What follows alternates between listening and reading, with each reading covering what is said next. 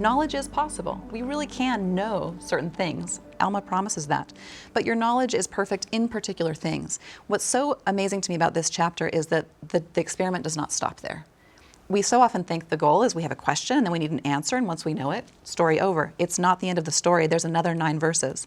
And in those 9 verses, we find out what it is that we're growing with that seed. And he describes it in verse 41. If you will nourish the word, yea, nourish the tree as it beginneth to grow, it shall take root, and behold, it shall be a tree springing up unto everlasting life. He describes it in verse 42 as well. What we're growing here is not a set of answers. We're not growing a knowledge-producing tree. We're growing the tree of life. Though we can know particular things, knowledge is not going to be enough to root you in the gospel. What we're actually aiming toward is a relationship with Christ. Knowledge will come along the way. We can have it, but the goal is a relationship with the Savior. There's another really cool insight there. After you have the knowledge, it says, and your faith is dormant. In the wintertime, living things go dormant, and they don't look like anything is happening, but they are still alive. And a lot of people will say to me, well, I just don't feel the same as I did on my mission or when I was younger or at some other moment in my life.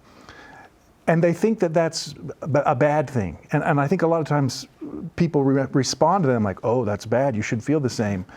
But I like to respond to them by saying, that's great, you're right on track. You did the experiment, you learned something, now your faith grew dormant. Now it's time to do those other 9 verses that you talk about. And they change.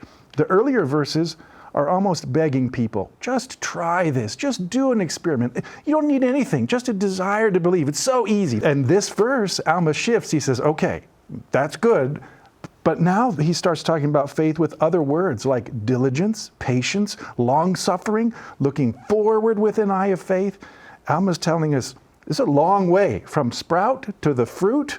You've got to put a lot of work in. And I think that's where most of us are. We're in the put a lot of work in phase. And that's what it means to endure. We do that our entire life as a disciple of Jesus Christ.